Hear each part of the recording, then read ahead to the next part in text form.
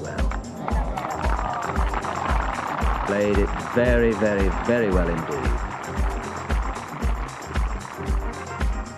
No more slices for you. Oh, look at that for judgment. You'll learn.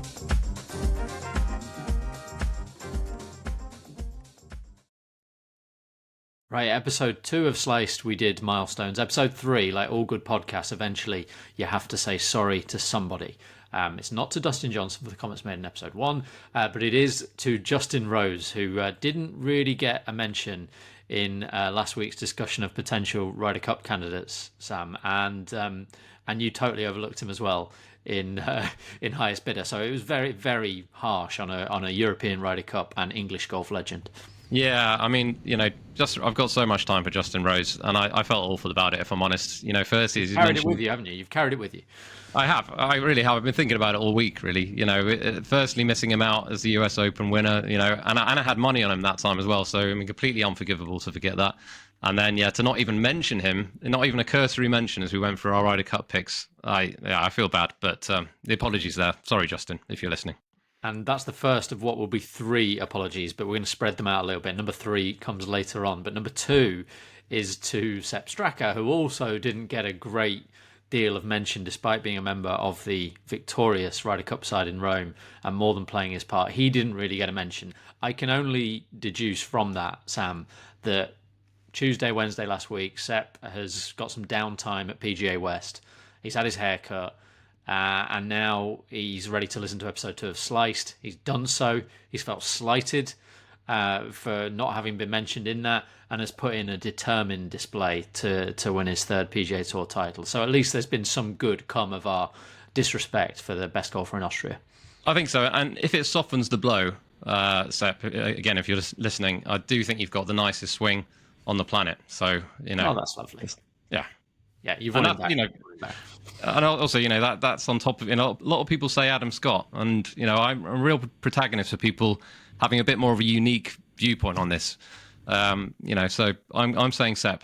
That's lovely. I'll throw in Emiliano Grillo's always been one I like. Just sort of feels aspirational, like, normal people should be able to do that. They can't, obviously.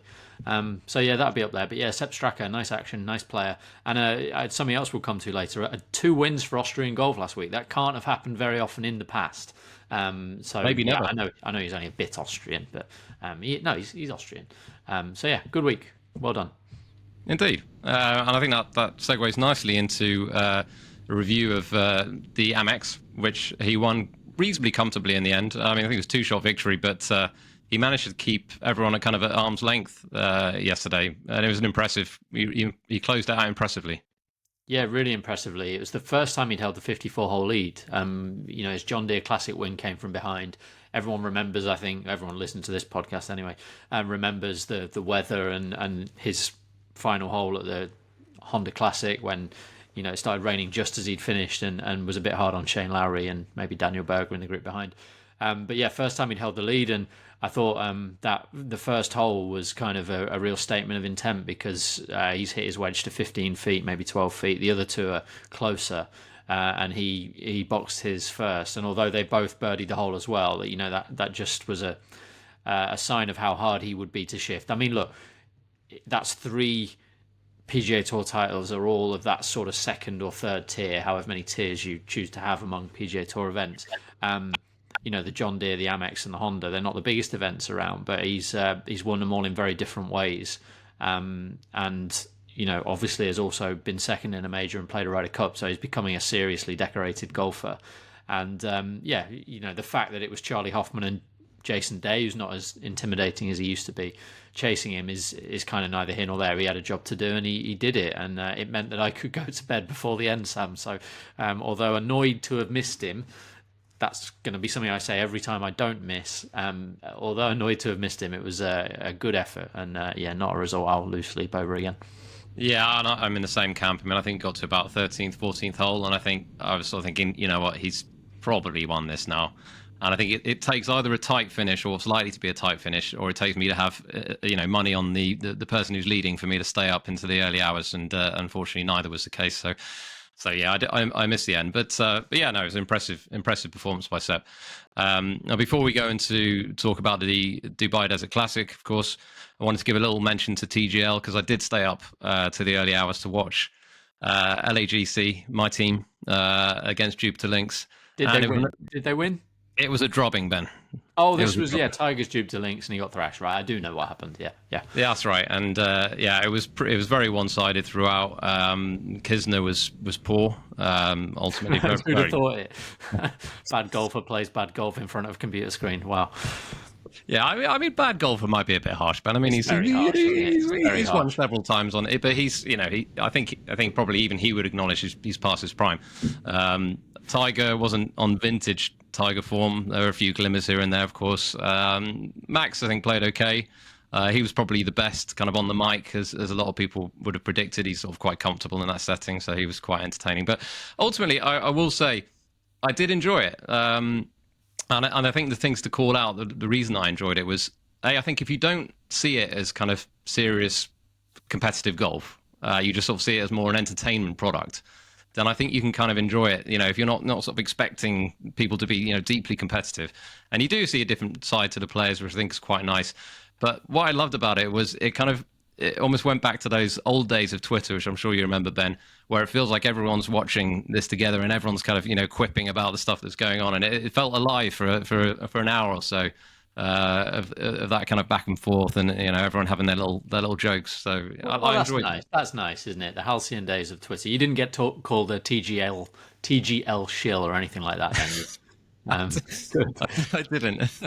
But it's interesting because, it's, like I say, it's a completely different type of product, and I'm sure a lot of Live fans would probably say the same about Live, but I don't think TGL has any real sort of intent of being, trying to compete with the PGA Tour or DP World Tour. It should lean into its unseriousness, shouldn't it? Although that probably shouldn't extend to having faulty technology. And I gather there may have been some accusations of problems with how far balls were flying. I mean, they have to get that bit right, but I'm sure they will. I mean, and I suppose the other thing, 2 weeks in, we haven't had a close match, have we? And it could be really fun when it is close. I mean, my impression from what I saw was that the players were having a great time. And if the players are having a great time, that should sort of get through and I don't know, resonate in some way.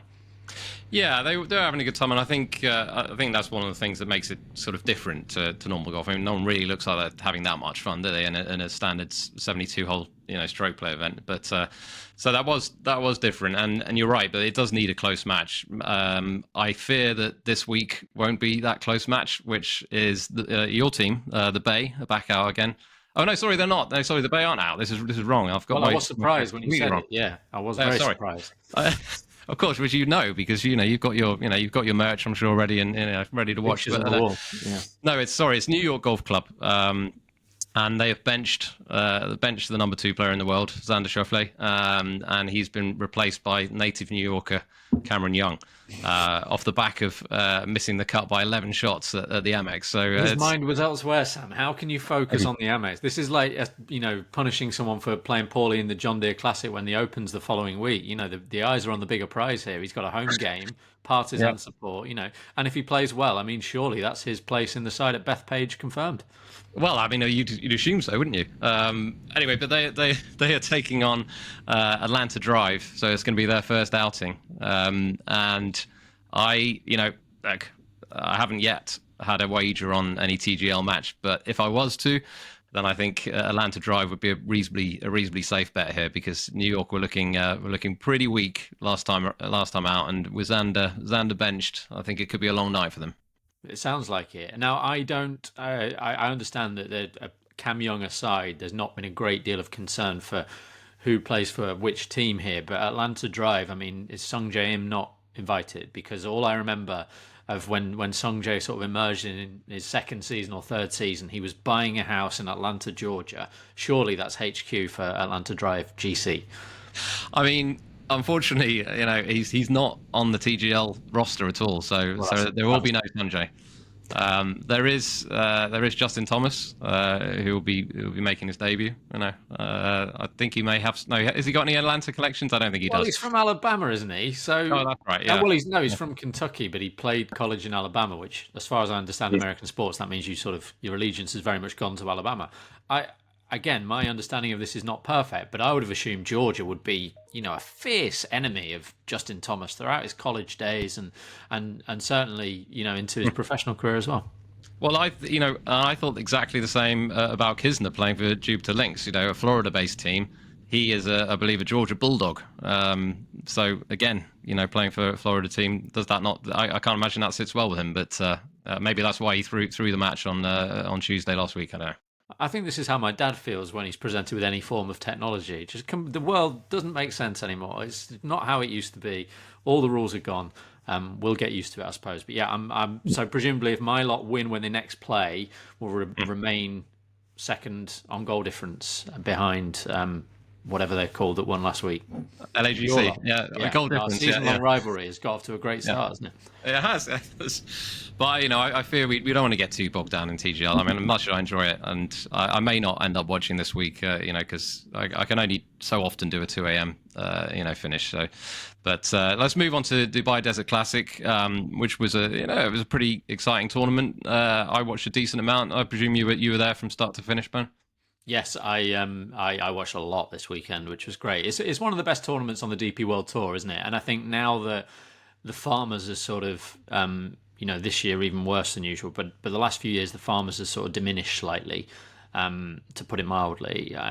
To me, the Dubai Desert Classic is kind of, I don't know, it's probably the best event in January. I don't know how to sum it up. Obviously, we've got the Sentry, but Rory doesn't play there, generally speaking. Obviously now Rahm doesn't either, and I don't know, for me, Dubai Desert Classic is the highlight of the January calendar, I would say, and it delivered again. We got a great battle between a world-class player and someone for whom it would have been the biggest achievement so far in his career. I mean, arguably as for Tyrrell, but whatever you say about that. And with enough players and enough drama over those closing holes to mean that it wasn't strictly a 2-horse race, even if they finished first and second in the end. Great tournament. And Tyrrell, I guess we'll talk more about him, but 33 years old now and never better. And I'm glad of that, because I think there's a temptation to define golfers by what they do in their 20s these days. And to, people write off golfers like Justin Thomas and Jordan Spieth when, maybe most of the time, I suppose, players who hit those highs early in their career will struggle to get back to them. But for someone like Tyrrell, there is still that opportunity to just continue to get better. And he, I think very strong argument, he's the third best European golfer now. And every time he comes back to the DP World Tour, it feels like he's in the mix. I think if you backed him for the British Masters last year, you feel hard done by, because that was a bad field and he was awful from the moment he hit the front. But yeah, ultra reliable, no weakness. Proper player, and hopefully a big year awaits. I think that's it. He just doesn't really do anything badly at all, does he? He never really looks like he's going to miss an iron shot. He hits a lot of fairways, and he's an excellent putter. I mean, he never really seems to make. I haven't got the stats to hand, I'll be honest, but it seems like he never makes 3 putts, which is a useful thing to have. Definitely, yeah. I mean, he's one of those players you might struggle to say what's he best at even. And in his example, that's a compliment, because he's no slouch off the tee. I mean, it's the one club where you'd say, like, obviously he can't compete with Rory or whatever, but his irons are so good. His chipping has always been amazing. Everyone talks about his ball flight, don't they? It's just sort of straight, and if it might fall to the right or fall to the left. And then he's got that ability to step up and hit the shots in the big moments, and the approach he hit to the 16th, because no doubt Daniel Hillier did let him off the hook a little bit with the short missed putt. I want to say the 12th hole. The 12th hole Tyrrell made a mess of, and Hillier was playing second from the fairway and missed the green. That was a huge mistake from him. And then he missed a short putt soon after that. So he had his chances, and I was pleased that he birdied the last, because I think he would have really felt like a great week had ended on a sour note if he hadn't at least asked Tyrrell to hold the putt. But Hatton's approach to 16 was a real sort of, right, time to show my class here, and hit it to 2 feet or 5 inches if you're the shot tracker volunteer. But yeah, it was great performance and a great battle. And also a word for Laurie Cantor, who I believe you had money on this week. You know, a very good performance from him, and a really good way to fin. I mean, he missed a shortish putt, I think on 16, was it 15 or 16? But 17 he chipped in, 18 hit it really close, and you know, made birdie. You know, it was a great finish for him, and you know, I think one of his best finishes to date in terms of the, you know, field strength and where he's finished. And it could be the start of a very good season for him. Totally. He's such a good player. He really is. I think he remains underrated. Like, in terms of what he could go on to achieve, if he can figure out the putter and just make more of those 10-foot putts. He's very, you know, if you were to say who's he reminiscent of, obviously he's achieved nowhere near as much, but it's a bit like watching Lee Westwood. When you watch Laurie, he just has a birdie putt on most holes. I mean, yesterday was a clinic in ball striking. It just felt like it was 310 yards down the fairway and then a decent look at birdie. And if this work he's doing with David Howell can pay off, I mean, he's probably never going to be an elite putter because that doesn't generally happen. Players don't usually make that big step, but if he can just become an above average one often enough and then have those odd weeks where he makes more than his share, then he'll win a lot more titles. I mean, if you look as well, he won the European Open last year, been a long time coming. But you look as well, he's had a chance to win at Wentworth. He's had a chance to win the Dubai Desert Classic. He's had a chance to win the DP World Tour Championship. You know, he was very hard done by an Italian Open. It's a lot of great courses and great events, notwithstanding the fact that Italy was in a weak field. But yeah, he's been very close to winning loads of big events on the DP World Tour, and I could definitely see him doing that. Yeah, he's definitely an improver. You know, a bit like Tyrrell in many ways. He's a sort of late improver. You know, he's no youngster anymore, but he's definitely on an upward trajectory for me. Talk a little bit about sort of news in the world of golf, and this kind of goes back a little bit to the AMEX, which we've obviously recapped already. But slow play, it seems to be something that's a talking point so often, and I believe it was 5 hours 40 minutes for the last group yesterday at the AMEX. I mean, is it getting gradually worse? I don't know. I mean, we've seen lengths, you know, rounds of this length before, but it feels like it's more often we're talking about it than not.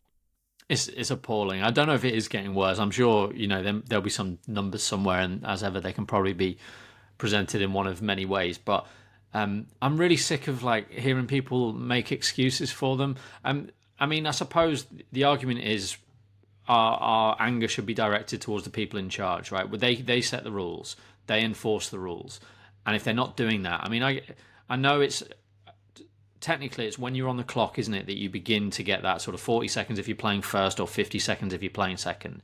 That should just be always. I don't understand why it isn't always. And I get sick of hearing people sort of justify it by saying, well, it's for loads of money. It's like, well, the only reason it's for loads of money is because this sport has a following and people watch it, and it's been successful over a period of decades now. If people are telling you, look, you've got to change this, it's not working for us, I'm getting sick of it, I can't watch it, then that pot won't be worth that money in 10 years' time unless you do something about it. And I really have a lack of sympathy for anybody who's like a custodian of their sport. If you're playing this sport at the highest level now, you are in charge of it. You're playing your part in its future as well as its present. And too many people are making decisions that benefit them in the present and are ruining the sport in the long run. And slow play is just one example of that. They need to play faster. I am not watching 6-hour rounds of golf, and I love the sport. I'm just not watching it for 6 hours. It's too long. And it can be fixed. That's the thing. And I think hopefully it's funny, you know, when things like TGL come out and people talk about the growing the game and all the other stuff, and generally it's nonsense. But there could be an indirect benefit of TGL, I hope, because the one thing people seem to be talking about more and more is the shot clock. And obviously you come to the question, well, we can't really, logistically, we can't do a shot clock any level below the PGA Tour because we don't have the infrastructure, we don't have the volunteers. That's fine, but that applies in loads of other sports where you don't have the same level of officiating or whatever it is down the pyramid, football and VAR being a great example.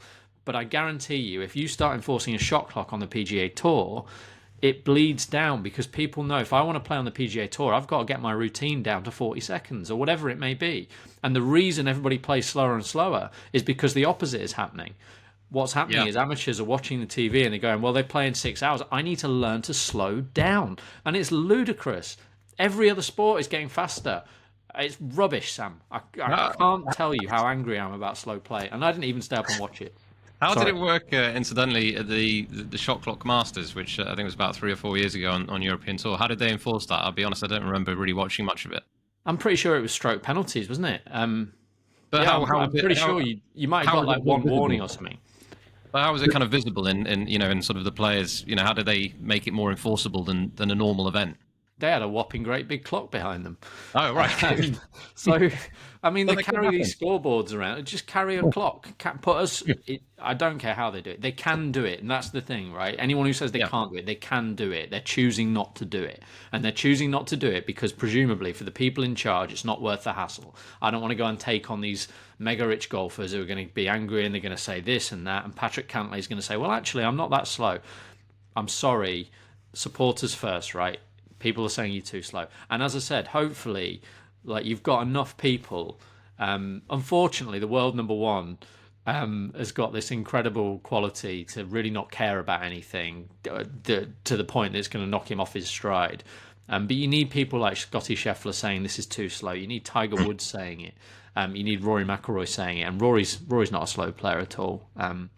Yeah, it's rubbish. I don't know how you feel about it, but similarly, I suppose. But it is rubbish. It was your idea to talk about it, which is why I assume you feel the same. Exactly. It's not something I want to talk about.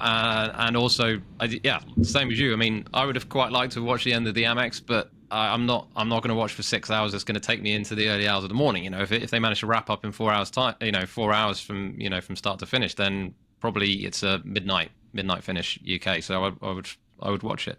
So it is a problem from a fan perspective, no doubt.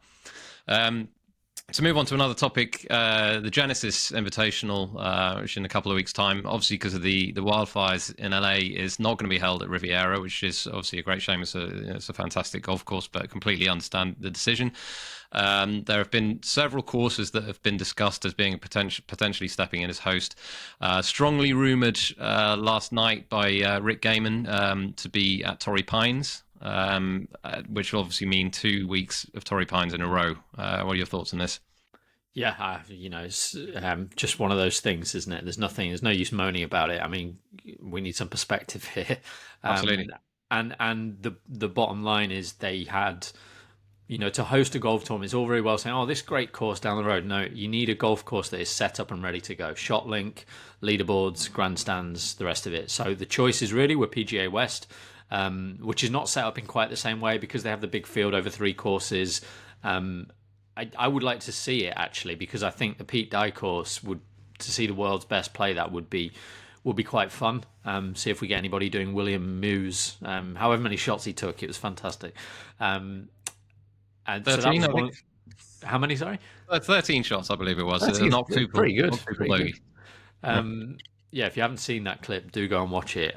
It's remarkable. He's a player I think has got a really bright future, but he's going to have to put this behind him. But that was one option. Scottsdale was another, and Torrey Pines the other. I would say probably what they're doing makes sense. Like if they do go to Torrey Pines, obviously it's used to hosting world-class golf tournaments, not just the Farmers, but majors as well. The other thing is Phoenix. We're sort of, as I said, the trajectory of these two events is opposite. So Phoenix has been getting stronger and stronger. Torrey Pines has been getting weaker and weaker. So actually, Scheffler doesn't usually play Torrey Pines. Rory's played it a couple of times, So of the best players in the world, it's not like we're used to seeing them there all the time. So I think it'd be fine. It'd be absolutely fine. And we know, it's not one that will appeal to architecture people. It is boring in large places, but it's a 7,800 yard championship golf course, which is no pushover and has a grandstand finish. So in the situation we're in, it's fine. Yeah, I mean it's interesting actually what you say, because a lot of people, several courses were mentioned, weren't they? At least on Twitter, and I think it is interesting because it takes months and months to build out grandstands and things like that. I mean, it was never ever going to be a course that wasn't already due to host a PGA Tour event in my mind. But yeah, all these courses being thrown out there as being potential host courses, and it's just there's not the time to get something ready. So Torrey Pines is probably as good a shout as any. 2 weeks in a row is never that exciting. It happened, didn't it, a few years ago during COVID times? It happened at Colonial, didn't it? There was 2 tournaments in a row at Colonial, so it has happened before, and obviously very different fields will be taken to the course. So is it 2 weeks in a row? I mean, we should have this in front of us, but isn't it Pebble first? They're not coming back to Torrey Pines. You might be right. Sorry, Ben. Yeah, I think there could be one in between. I could be wrong, honestly. I've not looked at the schedule, but usually that would be Pebble, then Phoenix, then back to Riv. Even so, there hopefully is a gap. But either way, it's not great, is it? But it's one of those things. And like you said, go back to 2020. I mean, the DP World Tour event this week, the Ras Al Khaimah Championship. There was the Ras Al Khaimah Championship and the Ras Al Khaimah Classic, and both were in Ras Al Khaimah at the same golf course. So we as Europeans, we're used to this. It's no problem. It happens, doesn't it? Which leads nicely onto the world of golf this week, which, of course, European Tour is the Ras Al Khaimah. We've got the Farmers Insurance Open at Torrey Pines on the PGA Tour, which is a Wednesday start. Just so everyone knows, it's Wednesday to Saturday instead of the usual Thursday to Sunday. So to do with football, I believe, Sam. Although I looked at the Premier League fixtures and couldn't really understand why Manchester United Fulham was going to delay or change the dates of a PGA Tour event, but there we are. I couldn't actually tell you what football match American football match is going on. Is it the Super Bowl? I don't know. It's the semi-finals of the Super Bowl, which I understand are called something completely different, but it is effectively the semi-finals. There are 4 teams left. Yeah. Are your Steelers involved? No. The Chiefs are still there. I know that much. And I believe the Ravens might still be flying, but I don't know. I really have no idea. Nice, Ravens fly. Good. It is rubbish. So we got Corn Ferry Tour is happening at the moment. The Bahamas Great Abaco Classic. Round 1 is finished, and another player, I don't think I mentioned him last week, but another very talented player, Luke Guthrie, is leading that. So obviously 3 rounds to go on that. The Challenge Tour and Sunshine Tour got a co-sanctioned event, which is the SDC Open in South Africa. Been an interesting one to watch, with some good young players to look out for in the future. And obviously on that note, Ben, you mentioned his name last week. Steinlechner won on the Sunshine Tour last week. Yeah, really impressive. A young player who turned pro, I think, the year before last. But last year was his rookie Challenge Tour campaign, and he didn't quite do enough to advance to the DP World Tour. But he clearly has got his ducks in a row and got down to South Africa early, and he won by a couple of shots, I think, and it was a good Sunshine Tour event. In theory, it'll put him at an advantage, but I think whatever happens with Steinlechner this week or whatever, it's I don't know if it's a great golf course for him this week, but it's really not the point. I think he'll be one of those we should expect to be getting his card this year. That seems the natural progression. But Challenge Tour is great. It's one of my favourite tours, actually, and certainly if you like trying to find an edge, you can definitely do that if you've got the time. I haven't, so I'm not going to be doing it this year. But they start off at Zebula, which is a strong drivers golf course, I think. And I'll be having a look. I'll be watching on with interest. A couple of other events of note this week: Philippine Open. Some very familiar names in that. Some rising stars like Tai Chi Ko and Matthew Chung potentially as well. Some Aussies, real mixed bag. Jazz Janawatan is there trying to put his career back together, and there's another of the mixed events in Australia which have been a real success, I think. Obviously the Australian Tour lacks stars and money, I think, at the moment, but those mixed events, they've persevered with them and really led the way. And there's another one of those in Victoria, so keep an eye on that as well. And we should, so this is our second apology of the week, isn't it, Ben? We didn't mention last week that the Champions Tour was going to take place, which of course Ernie Els won in the end. So apologies to any Champions Tour. I'm not apologising for that. I'm sorry. No apology. Oh. Champions Tour should be in the bin. It should not exist. So I'm not. Wow. It's just, I think it's a joke. This is a strong take, Ben. I mean, does this extend to the Legends Tour over here? Where are we going with this? At least that's not for loads and loads of money. It just seems ludicrous to me that maybe it pays for itself, and if it does, then what does it matter? It doesn't matter what I think anyway. But I just don't understand it. Golf has this idea that you've got to take these people all the way through to retirement, and that's not how most professional sports work. And I just wish, the idea, sometimes it gets put ahead of the LPGA Tour in broadcast schedules and stuff like that, and the PGA Tour dedicate a lot to it, and I just don't get it personally. I don't get it. But obviously, if Tiger decides to play it in 2 years' time, then it's going to be the number one tour in terms of audience figures worldwide. So I'll be out on my own with that take. I just think it's rubbish. I really do. Would that not move the needle for you to watch the Champions Tour? There are only so many hours in the day. No, I don't think it would. I'd probably watch the highlights, maybe. And you know, like let's not be too flippant about this. I watched some of the parent-child event at the back end of last year because to see Tiger Woods hitting shots down the closing stretch with any kind of trophy on the line is something to be cherished. So I would have to strongly reconsider my position, I suppose, is the bottom line. But my position as of today is scrap it before we even get there. Okay, well, that we may discuss that take in the future, but interesting that you've got such a strong opinion on that. Yeah, okay, okay. Let's move on to our player tracker. So obviously last week, Elvis Smylie was in the field. Ayora was not. Elvis pretty much did exactly what I expected, which was make the cut. He made it on the number, and then never really contended. Was never really that close to lead and finished tied 58th. So not a complete disaster. I didn't expect the event necessarily to suit at this stage of his career. So yeah, okay. Yeah, I mean, you know, making the cut in that I think probably would have been his ambition, and he's done it. He's picked up a check and onwards and upwards. I think we're seeing some early signs of a potentially world-class short game. And, you know, there's quite a few of those come from Australia, right? They're brought up on courses where you have to use your imagination. And actually, Emirates Golf Club, for all its qualities, for all that it's provides a great tournament. Like, I do think it's a bit of a leveler around the greens, and actually we probably saw that with Daniel Hillier, because there's a guy who really struggles with his chipping and pitching, and so too Nicholas Norgard, both in the mix. Well, and Laurie Cantor as well, famously, has struggled over the years with his chipping. So yeah, that's a good shout. And obviously Hovland's won it before, and basically they've let the rough become a bit of a feature there, haven't they? They've made the rough around the greens pretty nasty, and it becomes sort of lie lottery. Everybody's got a lofted wedge, pop it up.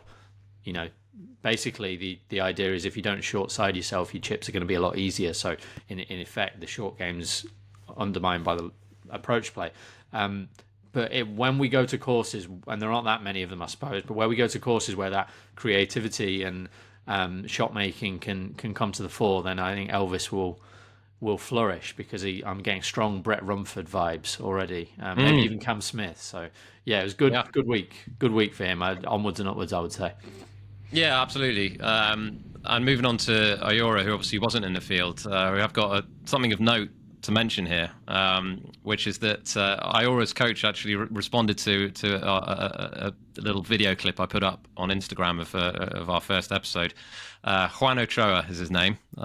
His coach, I don't know whether it's his swing coach or short game coach, whatever, but he commented and he said, "I will do all I can so that he won't get injured, and definitely not getting the yips."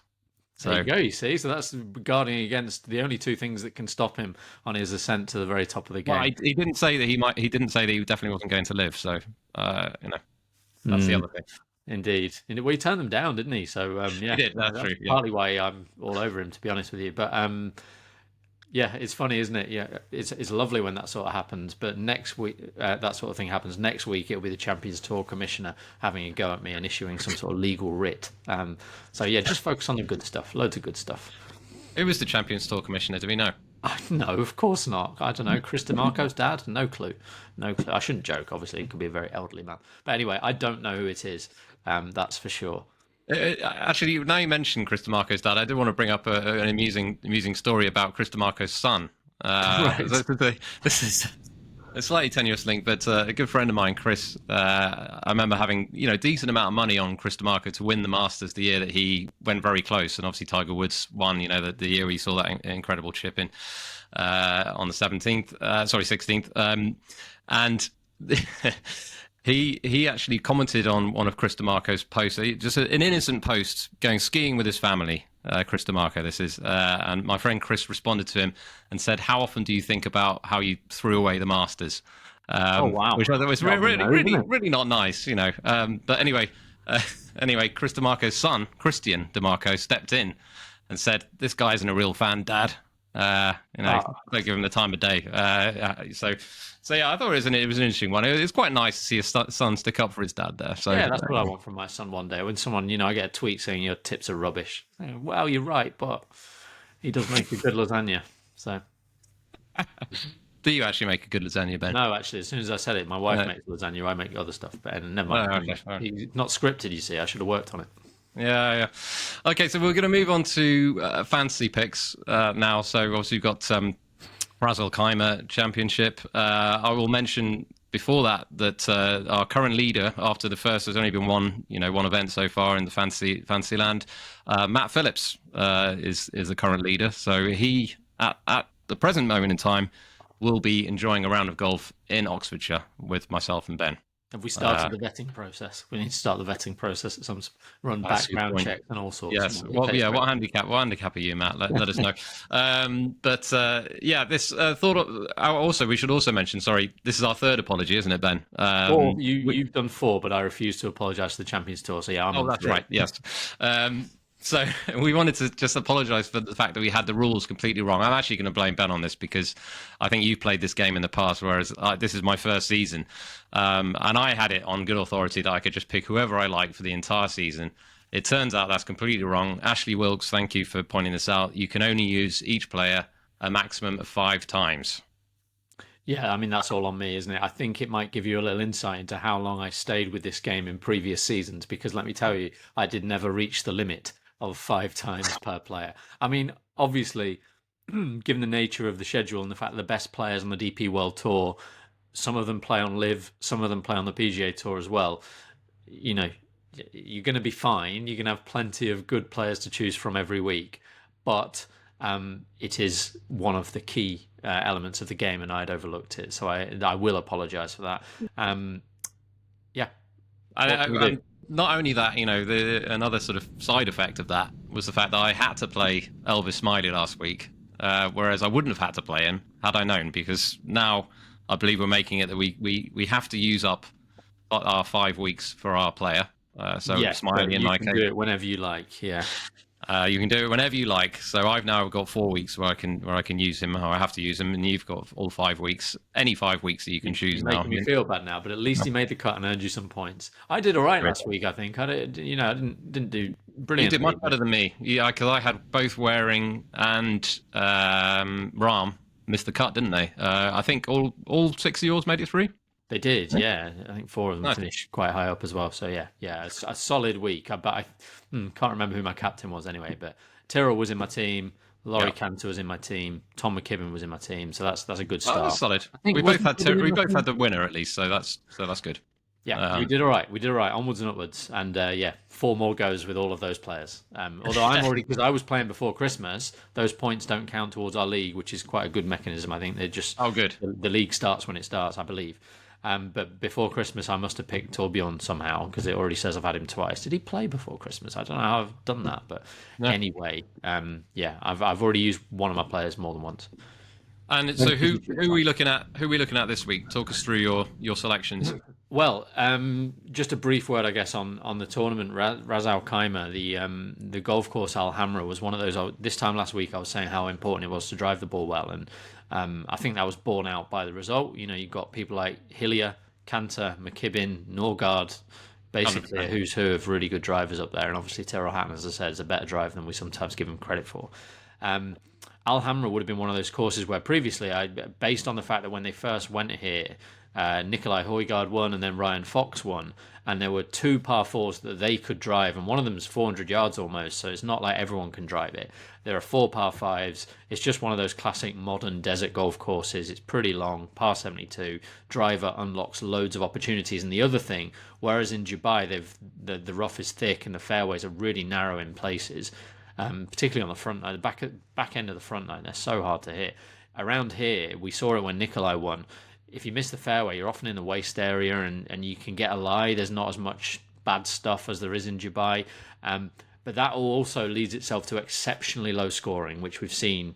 I think Torbjorn shot something like 25, 27 under par last year, didn't he? 27, I believe, yeah. 27. Yeah, and him and Nikolai, I think, were way clear of third place, if I remember correctly, as well.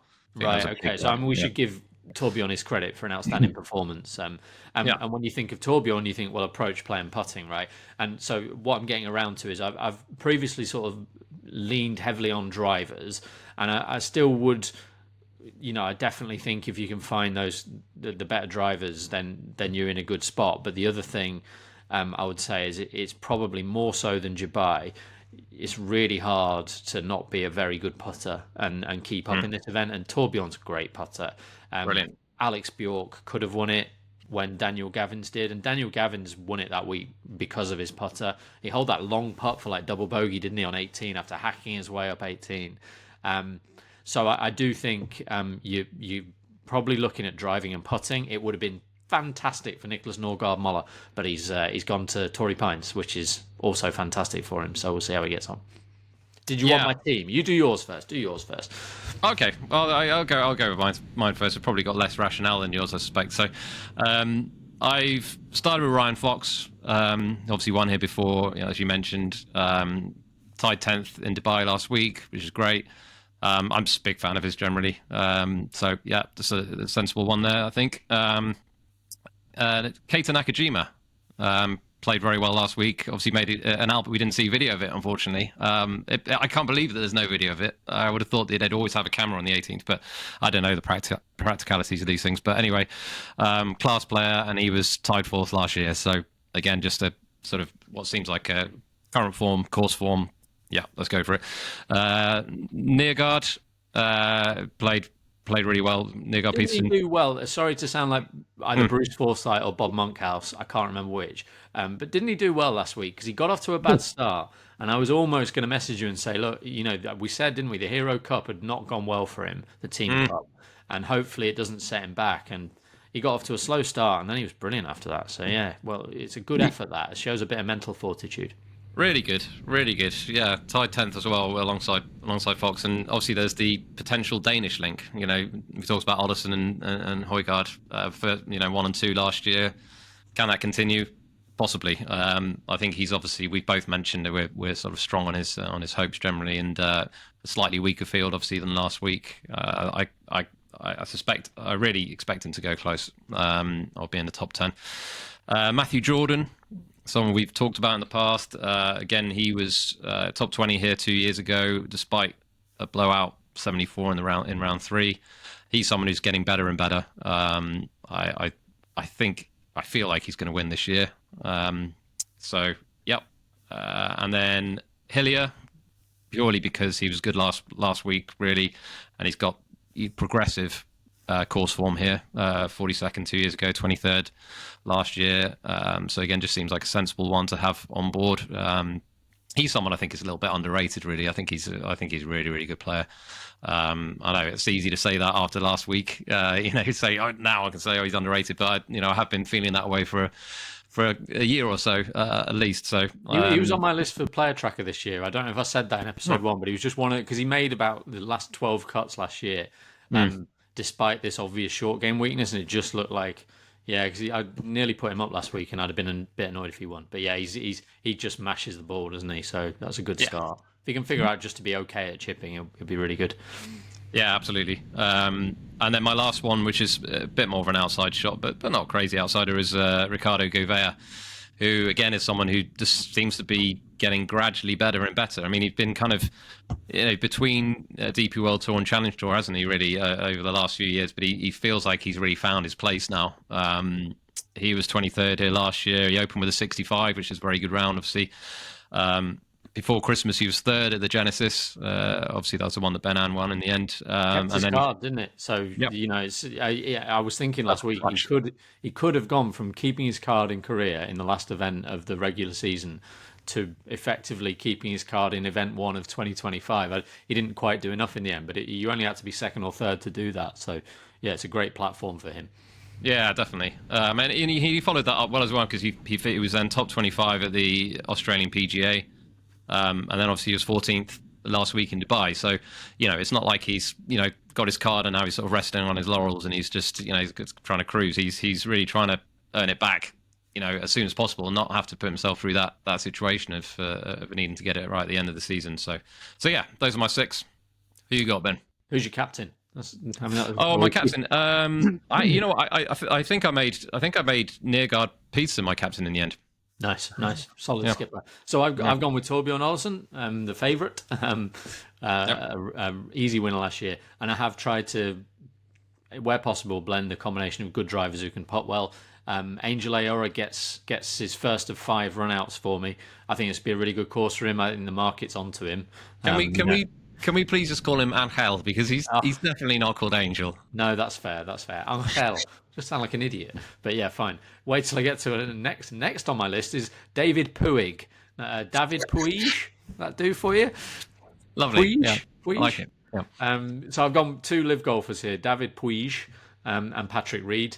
I mean, Puig is a fantastic driver of the golf ball, and Patrick Reed is obviously just a wizard with the putter. So between them, if you could put them together, you'd have a really nice fit for this. I've got Tom McKibben, and now I'm saying it here. I'm going to have to do it. But part of my thinking with Tom is if he is off to live, then not going to have many chances to use him. He'll still play some of the bigger DP World Tour events, but by nature there'll be the big ones where McIlroy and Hatton and Rahm and the rest are there. So, if he's going to win on the DP World Tour this season, it might have to be this week. And he played wonderfully last week. And Matthew Jordan, that's crossed over with you there. So only one of the same pick. Interesting. Just one. But at his best, I think Jordan is a really underrated driver who can get hot with the putter. His putter's sort of gone a little bit quiet, but I think he's a good course fit. Yeah. Captain. I'll probably go Patrick Reed, actually, so then I can hate watch the leaderboard. Double point. I must say he was the last off my list. It was basically between him and Nakajima for the last pick, just because he's obviously extremely good player, isn't he? Actually, he is the only anti-post bet that I've had on the Masters so far, because I think it is towards the end of last season he had a good finish. I can't remember where it was now. Did he win in Hong Kong? He won, of course. He won in Hong Kong. Yeah, he wasn't a good finish. He actually won in Hong Kong, and I saw that he was 80-1 for the Masters, and I thought it's just one of those courses that if you play well at Augusta, you play well at Augusta. I don't care if he's playing on Live and he's used to playing 54 holes. I mean, he has already contended at Augusta post going to Live, so there's for me no reason he should be that kind of price. Can I just ask you, given that I said before the worst time to project can be straight after the event, and here I am doing it. But in I tipped Tyrrell Hatton anti-post for the US PGA, which is at Quail Hollow, and I do really like him for that. If you had to Tyrrell for one of the majors this year, because it's the one thing. It's not. I don't want to say it's the one thing missing. Still, chances are he never wins a major, but I certainly feel like we should have seen him more in majors, and we should now begin to see him more and more in majors. I think we should expect him to be on leaderboards this year. Which one of the 4, if I give you a $5 to spend as you wish, which one of the 4? It's definitely the PGA Championship. You're spot on. That's the one. And I looked at him yesterday. I think you can still get 50-1 about him. Certainly 40. I 50, so I've not beat the market then, have I? Maybe he may have now been trimmed to 40. It may be 50-1 with, I don't know, Spread X or one of those ones that no one actually really uses. But yeah, he's that's definitely the one. He's got good form at Quail Hollow, hasn't he? Was he third there a couple of years ago, I think. So yeah, that's the one. Augusta has never really been his favourite, has it? Hates it. Yeah. Well, or you could be that strong about it. US Open. Yeah, I mean, is it Oakmont this year? I forget. Oakmont. Yeah, I mean, he could. I think there's no reason why he couldn't go well there. He's good enough in all departments, but I'm not convinced that a US Open test is going to be his best chance. And then an Open Championship, that probably, if you were to take his entire career, I'd say the Open is the one he's most likely to win. This year, I'd say the PGA Championship, but I think the Open at the right type of course with the right conditions, like potentially St Andrews that's playing, relatively easy, then I think that would be his most likely major. But it's, I think it's a premium, don't you, as well? When I was looking at the anti-post markets, I think it was 28-1 for the Open and 50s for the USPGA, and immediately you pay that premium because he's English, has Dunhill Links form and stuff. But yeah, I'd be PGA all the way. Yeah, good shout. Right, it's time for everyone's highlight, highest bidder. And I'm pleased so we've actually had a couple of submissions through. So I'll go with the first one. And we will find out what it is. Live radio happening here. We've changed the rules, haven't we, Ben, by the way? So that if someone says a wrong guess at any point, then that is their turnover. If they commit to an answer, we can talk and speculate and try and talk through the process. But yeah, if you commit to an answer, that's got to be it, isn't it? And we're going to try and cap it to 2 minutes because we could be here all day. So 2 minutes, yeah. Okay. Well, our topic I can reveal, and this is if we accept this as a topic, is name as many of the matchups in the singles on the final day at Medinah in the 2012 Ryder Cup. That's all right. So we've got 30 seconds to decide. We're going to go with that. We're happy with that. Yeah, I'm happy with that. Okay. I'm less happy with that. Only 12. Okay. So, all right. Let's go. That's quite high, isn't it? Okay. Right, I've got mine on my little bit of paper. I'm always first to this. Where's the camera? 8. I've gone with 8, Sam. No, I'm not confident with this at all. I'm really not confident. 3? Yeah, I'm not. My memory is terrible, Ben. I'll be honest. At this point, I think it's important that you load up the Wikipedia page for the 2012 Ryder Cup. Well, the problem with that is then if I then need to sort of step in and try and finish off the answers, so then I have to check them after. Well, I'm pretty sure I know quite a few of these, right? So you're confident. This sounds like a confident 8. Okay, right. I'm going to write them down as I go, so I know that I've said them. Yeah. This is fantastic audio. So we're going to start with Francesco Molinari against Tiger Woods. Okay. Yeah. I'm in trouble already. I feel like obviously we've got Rose versus Phil. Yeah. Now, Rory was late, and I'm sure he played, but I'm going to save it because I've definitely got Paul Lawrie against Brandt Snedeker. Okay. Okay. Can't remember who Peter Hansen played. Okay, we're struggling now. I'm struggling. So Khaimah was against Straka or Furyk, and I can't remember which. Colsaerts played Dustin Johnson, didn't he? I mean, is that a question or is that? No, I'm committing it. I feel like Westwood played DJ. Oh no, I've said DJ. Sorry, Westwood played Kuchar, I think. Okay. Kuchar even in this Ryder Cup? I don't know. We're on. I'm going Rory versus Keegan. Yeah. No, was it Donald versus Keegan? Well, we'd have heard about that because they're going to be captains. No, I think it was Rory versus Keegan. How many have I said? 1, 2, 3, 4. Well, I think you got 6. Who did you say Colsaerts with? Against? DJ. Colsaerts against DJ. Okay, so you got, you got 6 so far, I believe, committed. Okay, so I'm going to go for Khaimah against Furyk, but it's either him or Straka. I'm going to say Furyk. Okay. So we need one more then. I feel like Zach Johnson and Jason Duffner both played well that week, and I think one of them probably won their singles match, and I'm trying to think who lost for the Europeans.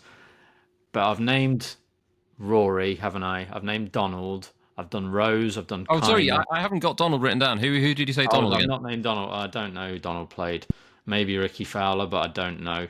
Oh, did Fowler not play that Ryder Cup? I don't think he did. Right.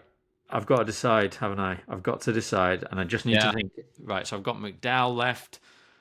This is really hard. What a great category. It's a really good category. I will say, have like 3 of these being correct. Yeah, I hate getting things like this wrong. Right. So I'm going to go with Zach Johnson against Peter Hansen, and I think that's wrong. That's a pure guess. It might have been Duffner. Right, it's time to load up the page. Let's have a look, because you know what, I think I was on holiday actually during the Medinah, so it was one of those I kind of saw highlights afterwards, so I wasn't really as immersed in it as I would have liked to have been, and therefore it's one of those where I'm really glad that you won, and also I'm not going to try and steal in. I'm just going to be happy to take my. Is it? Do I get 1 point, don't I? Just for you getting it wrong, I think. Oh dear, he's got his hands. I've got 6 right. Oh, what 6 have you got? So I got Rory versus Keegan. Yeah. Can't believe I forgot the second one. Rory versus Keegan. I got Rose Mickelson. I got Laurie Snedeker. I got Colsaerts DJ. Yeah. I got Westwood Kuchar, Khaimah Straka, and Molinari Woods. Oh, you actually said Khaimah Furyk, Ben. So. Oh, did I? Oh, sorry. yeah. Okay. Yeah, I was You were between the two. but wasn't I? yeah. Okay, so take that one off. So you've just got to name 2, but it's not easy. Well, I mean, I could just be really cheeky. If I'd have bid 4, Sam, but I suppose that's the game, isn't it? That's the game. Yeah, I mean, I could just say Khaimah Straka, but you've kind of have it. that. It's my fault, isn't it? You can have it. Yeah, Khaimah Straka's 1. I'm not going to say any more because I'm going to get them wrong. so I honestly, I'm going to happily take my 1 point because I need all I can get here, Ben. I mean, You're on the board. So I'm on the board. I read out the rest for you? So Please. in the opening match, Luke Donald faced Bubba Watson, which I really don't have a great memory of. Ian Poulter was against Webb Simpson. That doesn't ring a bell, actually. We should have remembered that one. Shanks and Bigfoot. Graham McDowell and Zach Johnson in the middle there. So I was right that Zach Johnson and Jason Duffner both won. But It was Jason Duffner who beat Peter Hansen. And Garcia beat Furyk 1 up. So I just have vivid memories of Furyk and no, not that vivid, obviously. I have memories of Furyk and Straka on the 18th green at Medinah. So that's why I was between them against Khaimah. One of them lost to Khaimah, one of them lost to Garcia. And that's it. Yeah, I'm all right. I've sort of done okay there without. I think you know what, Ben. I'll level with you here. I think you did a good job, but I think you sort of overfaced yourself with 8 there. Hugely, yeah. I should have tried to think. I just immediately thought, well, I know 4 or 5, and I'll just get the others. But I was wrong. I think maybe you took pity on me and you sort of thought, well, I might as well go high because then if I get them wrong, at least Sam then gets on the board. And here we are. So Ben's on 7 points. And I'm on 1, so I'm happy. I'm happy, to be honest. Who was that from? Because that was an excellent submission. Well done. That's a good point. We need to credit. It was from a chap named Oliver Inwards. Lovely stuff. Thank you, Oliver. Thank you, and please, anyone else who's got any good categories, please keep them coming. It's always good to get something different like that, and that again is in the sweet spot, isn't it? Where we're kind of guessing somewhere in the kind of 5 to 10 sort of range. We're not going to be rambling on for hours and hours. So yeah, we're going to come in under an hour again here. So we've it's perfect. Fantastic. Perfect. 3 out of 3. So thank you very much for joining us again. We've been really happy with how things have gone so far. I think you found us, Ben, didn't you? Sort of somewhere near the top of the iTunes golf podcast charts. Yeah, I mean, I've not worked. Obviously, I have no idea how the algorithm works, but. We were second. Search history, basically. Yeah, basically. We were second on the most popular golf podcast last week in the UK. So that's fantastic, and we're grateful to everybody who's listened. Certainly, whatever this algorithm is, it will include frequency of publication. We can deal with that. How good it is, we can deal with that in theory. But reviews and ratings, and if it takes a second to just click 5 stars. And we will fly up the rankings. And the whole point really is that if you're listening, that's great, but we need your mate to listen as well. So, share the podcast on WhatsApp, whatever you can do. Your mate and your mate's mate. Right. Yes. Say again. Your mate and your mate's mate. Exactly. Exactly.